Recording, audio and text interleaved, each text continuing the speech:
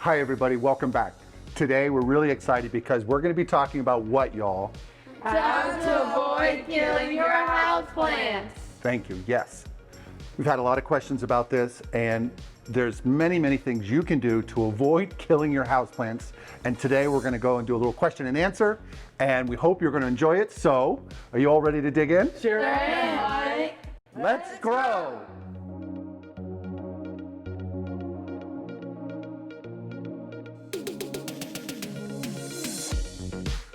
Hi everybody. We're going to be talking about the ways on how to avoid killing your houseplants, which for me is a pretty big thing. She's getting better. She's really good, actually. I'm trying. Mike is helping.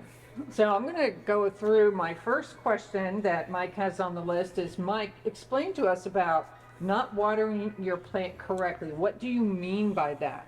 That's a huge thing. There's going to be 8 that we're going to talk to you about, 8 points to make about how not to kill your houseplants. And the first one is you don't want to overwater your plant or underwater your plant.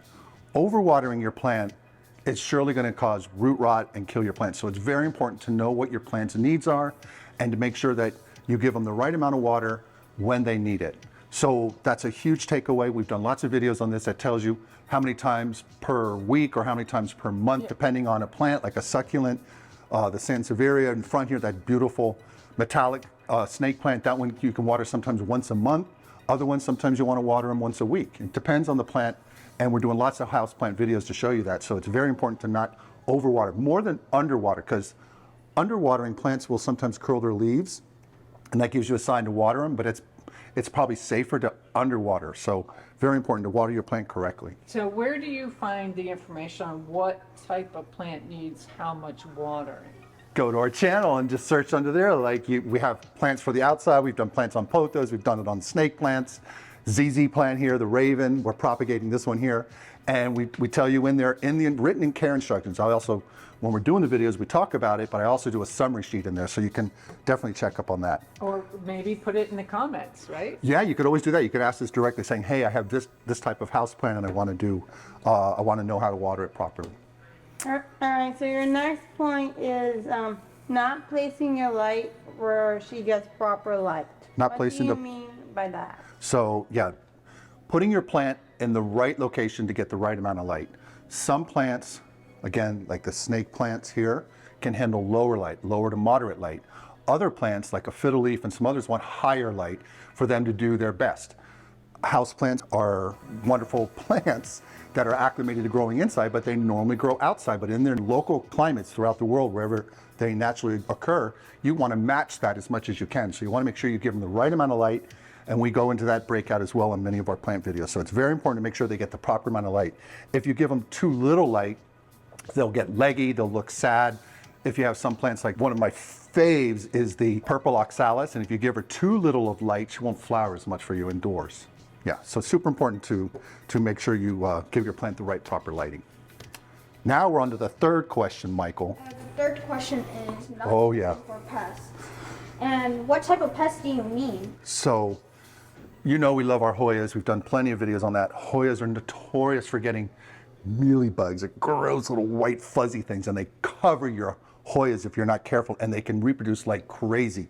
So you got to keep a watch out for pests, because sometimes when you buy a new plant, you can inadvertently bring a pest in and it can spread to your other plants. And some plants may not get mealybugs, but they may get spider mites. You can get that on some of the pencil cactus that gets spider mites quite a bit. Triangular fig will get spider mites, and or scale. There's a host of pests that are really a problem for folks. You just need to keep an eye out for it and look to do either a insecticidal soap or neem oil to try to control it so they don't hurt your plant and cause it to decline. So it's super important to check your plants. You can do that every couple weeks just to make sure you don't see them. We have some videos on the pests that you can see mealybugs, and we'll give you some graphics so you can get an idea of what they kind of look like. What about using the wrong soil?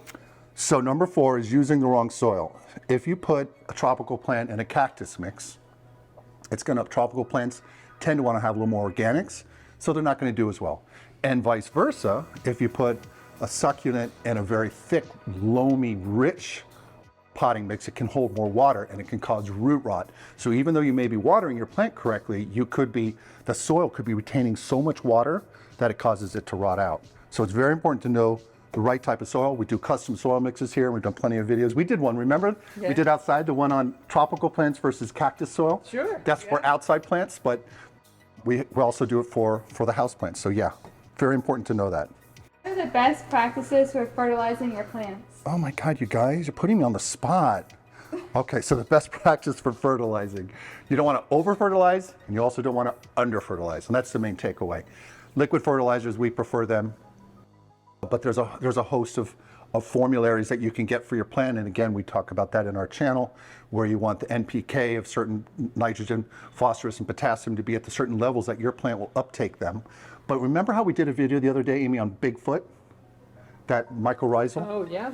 That helps when you put that in your soil mix. We have found it helps the plant roots absorb those nutrients better so they can better uptake the fertilizer. So it's important not to over fertilize or under fertilize. Just give your plant the right amount, the Goldilocks zone. You want to make sure you give them the right amount of fertilizer. Now, when you get a plant at a garden store, the little tags in there, it tells you how much water, light, and fertilizer, doesn't it? They do. Sometimes they're a little too general, and sometimes I've seen the wrong tag. By no one's fault, it's maybe just someone put the wrong tag, so you got a plant that's not really that one. Look for the name of the plant that you're buying and make sure it matches the tag that they have in the little placard that they put in the pot. That's a good point. Okay, so where are we now? We're on number 6. Who's going to ask me that question? So number 6, what do you mean by babying your plant? Little babies. I remember when you guys were little babies. All of you little kids. They were so cute. All my nieces and nephews. They were so tiny. Oh my God, you guys are all grown up now. It's crazy. You don't want to baby your plant, meaning don't tend to it every 5 seconds. Turn your plant. Tomorrow you move your plant or do something like that. No, you want to make sure you just water your plant accordingly. Check to see if there's any pests. Make sure she's getting the right amount of light. Rotate every once in a while, but don't sit there and water them every other day just to make sure you give them the right amount. You can put too much love to a plant, and I've watched them just decline because they've just fussed with them too much. You can break leaves. I'm a giant. I can't tell you how many times I have walked to our house and snapped off a branch of a leaf of the fiddle leaf or some of the other plants, and I go, oh no. So you just got to make sure you put your plant in the right location, and that's another point I think. But you don't want to. Yeah, you want to make sure you do that so your plant does its best. And that leads to number 7, moving your plant. There you go. What do you mean by that? So if you move your plant because you want to have it over here near the window in the kitchen because you like it and you're like, oh, I want to have it here, and then all of a sudden it's getting more light, that means it may be uptaking more water from your soil and you're now going to be watering a little bit too little.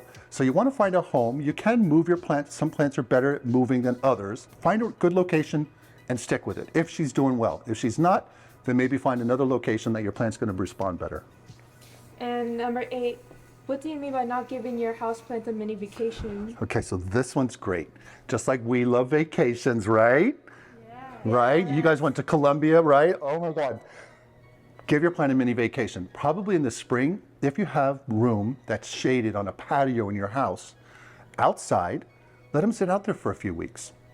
Keep your watering up. You may need to water a little bit more, but make sure they're not getting any direct sunlight because houseplants are not born and raised in a house. They're tropical plants by the most part, or plants or succulents from Africa and China and other places that have adapted to growing in those regions, but a lot of them can handle lower light, and especially in a home, most of these plants will get scorched by putting them too close to a light source. And that's another thing. When we talked about getting the proper light, you got to be very careful to go back to the second item. You don't want to put this where it gets direct light, any of these plants where they get direct light, unless you've acclimated them, because they can scorch and get these huge burn marks. And that's happened on our taniki. It's happened on a lot of our fiddle leaf as well. So you got to make sure you give your plant a little mini vacation if you can. You don't have to. And that sometimes helps a little bit more with the humidity outside. You don't want it like in the super middle of summer in South Florida because it can get really hot. And so that's a point I like to tell folks, that you can bring them outside for a little bit, and that helps. It gives them a little more energy. Now it's a bonus. Bonus round. Bonus round. So who's going to ask that bonus tip? Rachel, are you doing it? When you go on vacation, how do you care for your plants? You want to make sure when you have a plant sitter, then they come over to take care of the plants, They don't just sit there and drop a bucket of water on your plants, and all that hard work you've been doing year in and year out goes to pot because they put so much water on your plants. So you want to give them detailed instructions on your plants. Hey, only come here once a week and water all the plants, but water this one here with 2 cups or whatever to the needs that you have found for your plants. So it's very important to make sure people who are plant sitting when you're on vacation, they make sure that they plant sit and do the right amount of watering. Yeah, and for the amount of plants that I have here, I would probably do Post-it notes right on the pot because I know I wouldn't remember every plant. True. That's for me. That's her. And the last bonus question, Mike, when you buy a new plant, what should you do before you introduce it into your house? So just like before I come over to your house to visit, right? You guys put me outside and you spray me down with like alcohol and soap. Lysol. You want to do that for your plants as well, because when you're getting them at a nursery or a garden center or a big box store, sometimes there's hitchhikers, meaning these pests get on there, and you want to make sure you're not going to introduce them to your wonderful houseplants. So you can bring them into your bathroom maybe if you have no houseplants in there, and then maybe just look and see how they're doing. Check their leaves to see if you see any pests develop, or if you see any weakness in the plant, then you may know you have a problem. So typically, you want to quarantine them for 3 days. You also, when you're buying the plant, is to make sure that when you pull it out of the pot, you don't smell any really bad fumes or bad odor, because that could be indicative of root rot. And it may not be a pest problem, but a disease problem. So you want to make sure you buy a healthy plant, of course, and we'll be doing videos on that, but also quarantine your plant. And that, my friends and family, well, all family, is that we've got through all 10. I can't believe it. Wonderful. Thank you all so much for helping. But now, Rachel, do you have any questions for me? What do you do if you have a question? Leave I it in the usually- comments below. Yeah, I usually ask Amy, and she goes, I don't know. True, I don't know. I'm like, I don't Yeah, please just leave a comment below. Do you have a question for me, young man? Do you remember how much fun we had in that first video years ago out there when you're helping everybody at the nursery tour? Wasn't that fun? Yeah, He's grown so much. Aw. Do you have any questions for me or no? No, I do not. Okay. Nikki, how about you? You have a question No question. from me?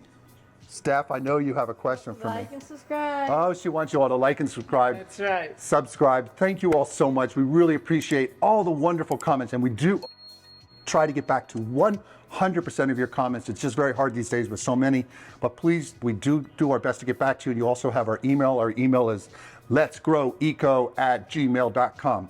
We're also on Instagram and TikTok. We have some fun videos there if you want to check those out. So until... I can see it. Yes, and we'll be doing more houseplant videos, more garden videos, and more videos on how to do proper landscape design, which we've done some just recently, and we'll give you that advice And along if you the way. want to see a certain topic covered, make sure you put it in the comments. Yes, sure. Thank you so much. Until the next video, bye. Bye. Here's today's crazy outtakes. Hi, Deep breath. hi everybody, welcome. Video. Ready to dig in? Mike, why don't we do some yoga breath? I can't read now. I can't read.